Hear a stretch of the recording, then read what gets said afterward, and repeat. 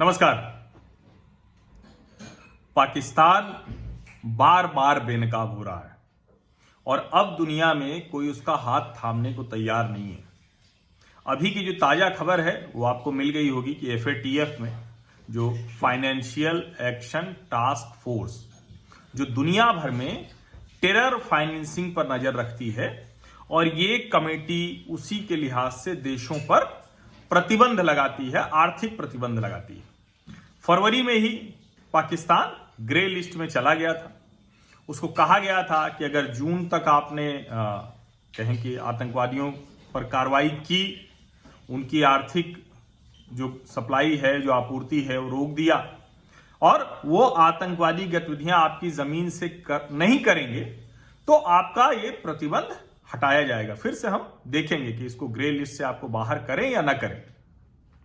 लेकिन जाहिर है पाकिस्तान भला कैसे कर सकता है, जो पूरा का पूरा देश जाहिल मुल्क है, जो आतंकवाद पर ही जिसका पूरा अस्तित्व है, वो कैसे कर सकता है। जहां सेना और वहां की खुफिया एजेंसी ISI जो आतंकवादियों के साथ गलबहियां करते हो, वो ऐसा कैसे कर सकता है। और वो नहीं कर पाया तो जो अभी ताजा FATF की बैठक हुई और कमाल देखिए कि इस बैठक की प्रेसिडेंसी किसके पास थी? चीन के पास। चाइनीज प्रेसिडेंसी है। जो प्रेसिडेंट है उनका नाम है शियांग मिन ल्यू। स्पेलिंग है उसकी मैं बता देता हूं, XIANGMINLIU। इन्हीं की अध्यक्षता में जो बुधवार को बैठक हुई उसमें निर्णय लिया गया कि आतंकवादियों पर कार्रवाई न कर पाने की वजह से पाकिस्तान अभी ग्रे लिस्ट में ही रहेगा।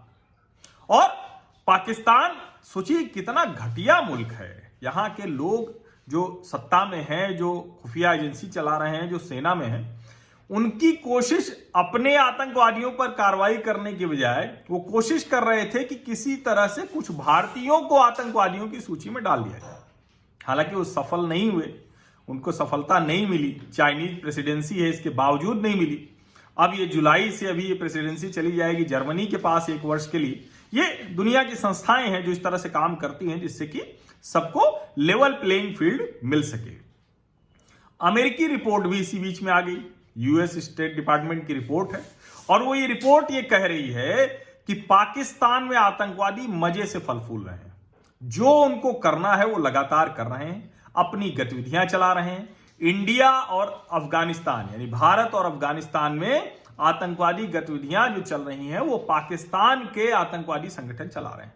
लश्कर तैयबा है, जैश-ए-मोहम्मद है, हक्कानी समूह है, ये सब के सब अपनी गतिविधियां निर्बाध रूप से चला रहे हैं। और इनके जो कहें कि जो आतंकवादियों के सरगना हैं वो तो खुलेआम वहां रैली में भाषण देते हुए दिखते हैं। हाफिज सईद है, मसूद अजहर है, ये सब मजे से वहां काम कर रहे हैं। और जो US स्टेट डिपार्टमेंट की रिपोर्ट है उसमें कहा गया है कि 2015 में पाकिस्तान ने सभी आतंकवादियों को, आतंकवादी गतिविधियों को खत्म करने का वादा किया था, लेकिन वो पूरा नहीं हुआ। आप सोचिए कि कितना ये किस तरह का मुल्क है ये, कि कहा उसने कि 2015 में कि हम सबको खत्म करेंगे और 2015 के बाद और ज्यादा सुरक्षित ठिकाना बन गया। इमरान खान जाके रो के आते हैं अमेरिका में कि हमारे यहां तो 40,000 आतंकवादी थे, तो भैया उनको खत्म किया, अब तो आप प्रधानमंत्री हैं। और आप सोचिए कि जब इमरान खान इस रिपोर्ट के बारे में जानते हैं, सुनते हैं, तो प्रतिक्रिया क्या होनी चाहिए थी। वो कहते हैं कि नहीं, आप बताइए, जहां भी आतंकवादी हैं हमारे देश में, आतंकवादी संगठन है, हम उन पर कार्रवाई करेंगे। लेकिन उन्होंने किया क्या? अब चूंकि उनको पता है कि वो आतंकवादी संगठनों पर कार्रवाई नहीं कर सकते, तो वो बौखला गए और पाकिस्तान की संसद में उन्होंने बाकायदा जो भाषण दिया उसमें बौखलाहट में, गुस्से में, दुख में, अफसोस में, जो कई सारे भाव उनके आए। और वो ये कि हमने तो बड़ा अमेरिका के पार्टनर हम रहे और हमने आतंकवाद की लड़ाई लड़ी, हमारे लोग मारे गए और अमेरिका ने ओसामा बिन लादेन को शहीद कर दिया। ये एक शब्द है जिसने पाकिस्तान की कलई खोलकर रख दी। और वो इस तरह, और इमरान खान के कहने का मतलब था कि ओसामा अगर इस तरह से नहीं मारा गया होता तो हमारी पूरी दुनिया में बेइज्जती नहीं हुई होती, हर मुल्क हमारे ऊपर आतंकवादी का ठप्पा नहीं लगा रहा होता। लेकिन सच्चाई यही है और इस सच्चाई से पाकिस्तान मुंह नहीं मोड़ सकता। और अब जो सबसे बड़ी बात है कि इस बयान के बाद, खास करके अमेरिका के खिलाफ जिस तरह का बयान इमरान खान ने दिया है और जिस तरह से वो कह रहे हैं कि हमने तो मदद की, आपने हमारे ऊपर आतंकवादी का ठप्पा लगा दिया, इसको अमेरिका बर्दाश्त नहीं करेगा। अमेरिकी पॉलिसी बर्दाश्त नहीं करेगी। डोनाल्ड ट्रंप तो कतई बर्दाश्त नहीं करेंगे। लेकिन ओवरऑल भी अमेरिका में कोई भी राष्ट्रपति रहे, कोई भी सरकार हो, वो पाकिस्तान की ये हरकत बर्दाश्त नहीं कर सकती कि पाकिस्तान का प्रधानमंत्री संसद में ओसामा बिन लादेन को शहीद बताए और पाकिस्तानी संसद में वो कहे कि हम तो लड़ाई लड़ रहे थे और अमेरिका ने हमारे ऊपर आतंकवादी होने का ठप्पा लगा दिया। लेकिन कुल मिलाकर स्थिति यह है कि चीन ने भी आतंकवाद के मसले पर उसका साथ नहीं दिया, जबकि पाकिस्तान क्या कर रहा है, सीपीईसी का विरोध करने वाले बलोच लोगों को आतंकवादी करार दे रहा है। यानी सीपीईसी के प्रोजेक्ट्स पर अगर किसी ने ऐतराज उठाया तो उसको पाकिस्तान में आतंकवादी बता दिया जा रहा है और ये चीन के इशारे पर हो रहा है। और चीन भी आतंकवादियों का जो उस पर ठप्पा लगा है उससे बचा नहीं पाया, क्योंकि सचमुच वो आतंकवाद फैला रहा है। भारत हो या अफगानिस्तान हो, बुरी तरह से पाकिस्तानी आतंकवाद से पीड़ित हैं। और ये जो FATF की ग्रे लिस्ट है, ये सिर्फ इतना भर नहीं है, आप यकीन मानिए जिस तरफ अब पाकिस्तान जा रहा है, आने वाले दिनों में उस पर भी दुनिया प्रतिबंध लगाने वाली है। शुरुआत अमेरिका करेगा, उसके बाद यूनाइटेड नेशंस में भी उस पर प्रतिबंध लगाया जाएगा और वहां भी चीन उसके साथ खड़ा नहीं हो पाएगा। पाकिस्तान के लोगों को ये समझना चाहिए कि लोकतंत्र की तरफ वापस आए। वो जो तानाशाही की तरफ वापस जा रहा है, सेना और खुफिया एजेंसी ये देश नहीं चला सकती हैं। उनका काम अपने देश की सरहदों को, अपने देश के अंदरूनी हालात को सुधारना होता है।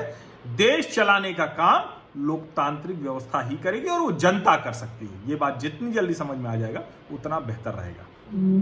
आपको लगता है कि इस तरह की सारी खबरें आपको समय से मिलनी चाहिए, ये विश्लेषण आपको मैं बताता रहूं, तो आपको कुछ खास नहीं करना है। मैं बार बार कहता हूं कि आर्थिक मदद आपकी इच्छा है, आप चाहते हैं तो आप कर सकते हैं। इसके डिस्क्रिप्शन में वीडियो के उसके सारे जो तरीके हैं उसमें है, पेटीएम, गूगल पे, इन सबका तरीका लिखा हुआ है। आप अगर मुझे व्हाट्सएप पर अपना नाम और नंबर भेजेंगे तो मैं आपको अपनी ब्रॉडकास्ट लिस्ट में जोड़ लूंगा, और अगर आप चाहेंगे तो मैं दूसरे तरीके भी बता दूंगा। लेकिन ये बाध्यता नहीं है और चैनल की बाध्यता नहीं होगी, ऐसा मैं प्रयास करूंगा कि ज्वाइन करने की बाध्यता हो कि आप 100 रुपए, 200 रुपए, 500 रुपए महीने दें।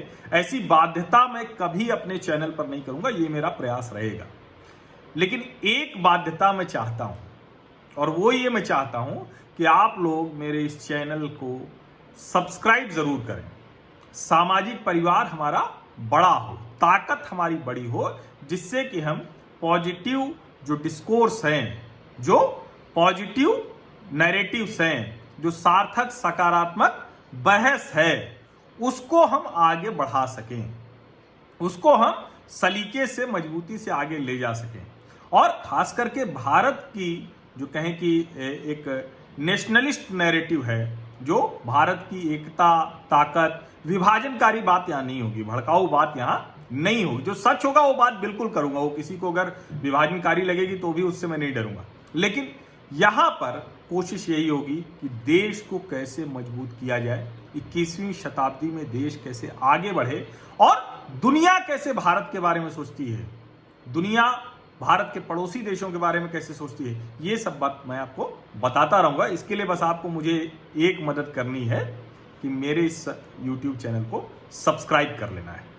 इतना आप करेंगे, बाकी का काम मैं नियमित तौर पर करता रहूंगा। और आपने देखा होगा, इसके पहले मैंने अभी बताया था कि ऑस्ट्रेलिया के लोग कैसे चीन के ऊपर, चीनी कम्युनिस्ट पार्टी के ऊपर कतई भरोसा करने को तैयार नहीं है। एक boycott China, boycott Chinese products की जो मुहिम है, जो अभियान है, वो दुनिया भर में बहुत तेजी से चल रहा है। तो कृपा करके, आप बायकॉट नहीं कर पा रहे हैं अभी, आप नहीं तैयार हो पा रहे हैं तो कुछ मत कीजिए, मजाक मत बनाइए, इस भावना को कमजोर मत कीजिए, और बायकॉट चाइनीज प्रोडक्ट्स तो होना तय है, आप यकीन मानिए। इतना आप यकीन रखेंगे तो बाकी का काम खुद ब खुद होता जाएगा। बहुत बहुत धन्यवाद।